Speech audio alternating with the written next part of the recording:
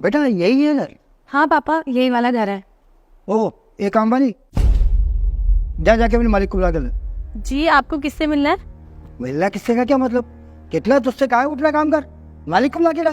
आप मुझे बता दो, मैं बता दूंगी आपको किससे मिलना है। अरे कितनी बकवास कर रही तू काम वाली। अरे तुझसे कहा है ना अपने मालिक विनय को बुला के ला। अच्छा, विनय भैया वो अंदर काम कर रहे हैं, आप मुझे काम बता दो, मैं उन्हें बता दूंगी। देख तो कितना बड़बड़ कर रही है काम वाली। अरे तू काम वाली है, जो कहा है वो कर। अरे अपने मालिक विनय को बुला के ला। हाँ तुझे पता है मेरी बेटी है ना, इसकी शादी होने वाली विनय से, इस घर की मालकिन बनने वाली है, और तू खड़ी खड़ी करके आ रही है। अरे जो कहा है वो कर, बुला के ला अपने मालिक को, विनय को बुला के लाना। अच्छा ये बात है, मैं विनय भैया की छोटी बहन हूँ, वो मेरे बड़े भैया अंदर काम कर रहे हैं, अभी मैं बता देती हूँ उनको। अरे क्या बकवास करी बेटा ये। अरे पापा, मैं कोई मिली थोड़ी हूँ विनय की फैमिली से, मुझे क्या पता। और वैसे भी इसकी हालत तो देखो जरा, ये विनय की बहन कभी सपने में भी नहीं हो सकती। इसकी शक्ल देखो जरा, कहीं से लग रही है ये विनय की बहन। विनय तो बहुत हैंडसम है पापा, और बहुत रिच भी। रिच लोग कोई ऐसे रहते हैं, ऐसे घटिया कपड़ों में, ऐसी घटिया शक्ल के साथ? कभी नहीं हो सकती है विनय की बहन। ये कहाँ से लग रही करोड़पति? अरे विनय तो करोड़पति है, करोड़पति। अरे कपड़े तो देखो इसके, लग रही है करोड़पति। अरे आपको कोई गलत फहमी हुई है, मैं उनकी छोटी बहन हूँ। बस मैं घर में थोड़ा सा गंदा हो गया था तो इसलिए झाड़ू लगा रही थी। अबे ओ, बस तेरा बहुत हो गया। यहाँ पे क्या हम तेरे को फालतू खाली नजर आते? हमें ना बहुत काम है अपने घर पे, तेरे जैसे नहीं है जो 2 घर में झाड़ू पोछा किया और जाकर के अपने घर में फैल गए। और भी काम है हमें, जा जाके अपने मालिक को बुला के ला। हमारा टाइम वेस्ट कर दिया घड़ी खड़ी, अनपढ़ कहीं की। अरे नहीं, आप लोगों को जरूर कोई मिसअंडरस्टैंडिंग हुई है। अरे ज्योति कौन है? अरे रिंकी तुम? अंकल नमस्ते। लो बेटी, विनय भी आ गया। जीतो रहो बेटा, खुश रहो। ज्योति तुम्हें बताया था ना मैंने अपनी गर्लफ्रेंड के बारे में, रिंकी है, वही है रिंकी, और ये उसके पापा है। मैं तुम्हें बताना भूल गया था कि आज इन लोगों ने आना है। रिंकी याद है तुम्हें? मैंने अपनी छोटी बहन के बारे में बताया था, बड़ी शरारती है। यही है मेरी छोटी बहन ज्योति। क्या बेटा ये तुम्हारी छोटी बहन है? ये तो कहीं से भी नहीं लगी तुम्हारी छोटी बहन, साफ साफ काम वाली दिख रही है। और इसलिए तो मैं इससे बोल रहा था जाके अपने मालिक को बुला के लाओ बस।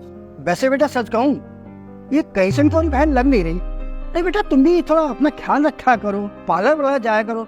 वैसे बेटा आजकल का जो दौर है ना, उस हिसाब से तुम बिल्कुल फैशनेबल लगे ही नहीं रही हो। नहीं थोड़ा ख्याल रखो अपना, ढंग से मेकअप करा करो, पार्लर वगैरह जाया करो। क्या कहूँ बेटा, ये कहाँ से तुम्हारी बहन लग रही है समझ में नहीं आ रहा। क्या बेटा रिंकी, कुछ गलत कहा मैंने, सही कहा ना मैंने? हाँ पापा, कोई मेंटेनेंस नाम की चीज ही नहीं है इस लड़की के अंदर, बिल्कुल हमारे घर की नौकरानी जैसे दिख रही है, इसलिए हमें भी मिसअंडरस्टैंडिंग हो गई। विनय ये तुम्हारी बहन तो कहीं से भी नहीं लगती, तुम इसे पार्लर वार्लर क्यों नहीं भेजते?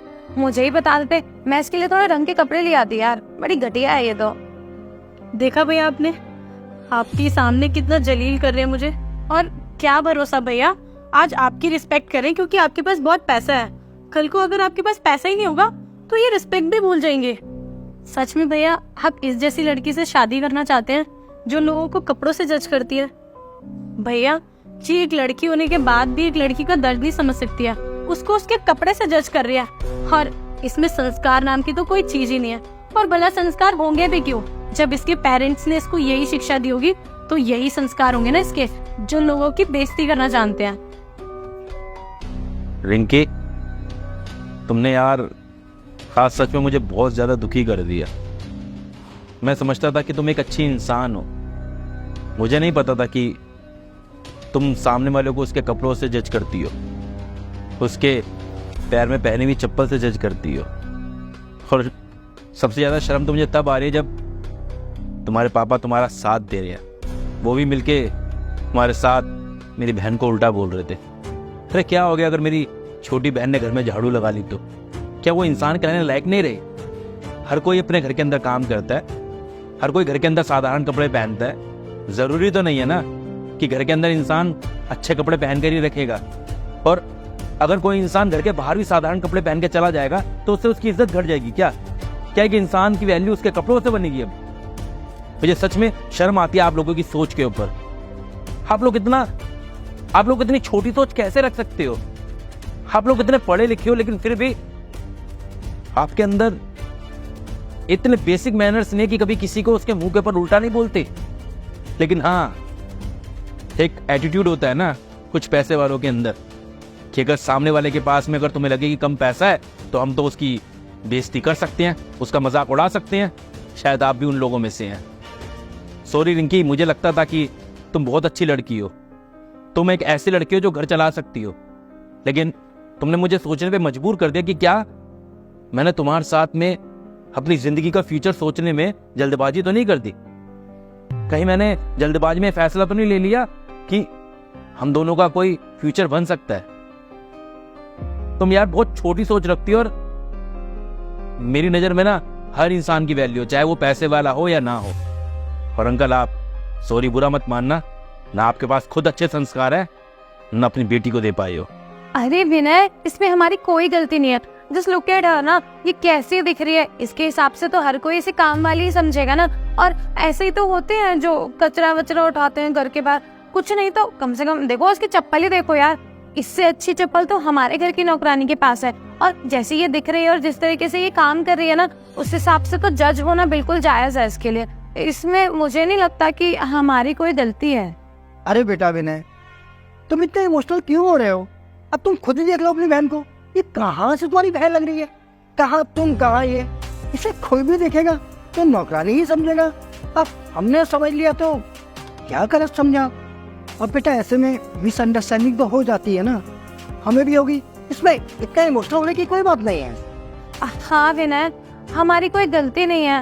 एक्चुअली हमने जज कर लिया है इसको, और क्या ही कर सकते हैं। आई नो कि हमसे गलती हो गई है, छोटी सी मिसअंडरस्टैंडिंग है। आई होप कि हमारे रिलेशनशिप पे इस चीज का कोई फर्क नहीं पड़ेगा। तुम बहुत मैच्योर और अंडरस्टैंडिंग हो, मैं समझ सकती हूँ। तुम मुझे इन सब चीजों से जज तो नहीं करोगे ना? नहीं भैया, इनको कोई मिसअंडरस्टैंडिंग नहीं हुई है। मैंने इनको पहले ही बोला था कि विनय भैया मेरे बड़े भैया हैं और मैं इसी घर में रहती हूँ। बताने के बावजूद भी इन्होंने मुझे मेरे कपड़ों से जज किया कि मैं झाड़ू लगा रही हूँ तो जरूर इस घर की काम वाली होंगे, है ना? यही कहा था ना आपने। और अभी भैया आपके सामने मेरे चप्पलों का मजाक उड़ा रहे थे। आप ही बताओ, क्या घर में इंसान साधारण से चप्पल नहीं पहन सकता? अपने घर में हो, कहीं बाहर थोड़ी ना जा रही हूँ। बेटा तुम ये अनाप शनाप क्या बोली जा रही हो? अब गलती मान ली रिंकी ने तो बात खत्म हो जाती है ना। और वैसे भी शादी तो विनय ने रिंकी से करनी है, और देखो जिंदगी का फैसला इन दोनों को आपस में करना है। क्यों बेटा, अब इन दोनों की तो लाइफ है, तुम क्यों पीछे पड़ रही हो? और मुझे पता है कि विनय रिंकी से बहुत प्यार करता है, वो मेरी बेटी की शादी जरूर करेगा। क्यों बेटा? सॉरी अंकल, गलती वो होती है जो अनजाने में की जाए, और आप दोनों जो कर रहे थे ना वो जान के कर रहे थे। और मुझे नहीं लगता कि इतना सब होने के बाद में मुझे जल्दी से दोबारा फैसला ले लेना चाहिए रिंकी के साथ शादी करने का। मुझे लगता है कि मुझे भी दोबारा सोचना चाहिए क्या रिंकी इस लायक है कि मेरी ज़िंदगी में आकर मेरी ज़िंदगी संवार पाए।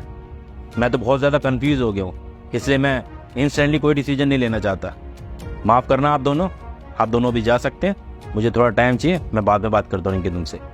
विनय आई एम सॉरी। बोल दिया ना, बोल दिया, जाइए।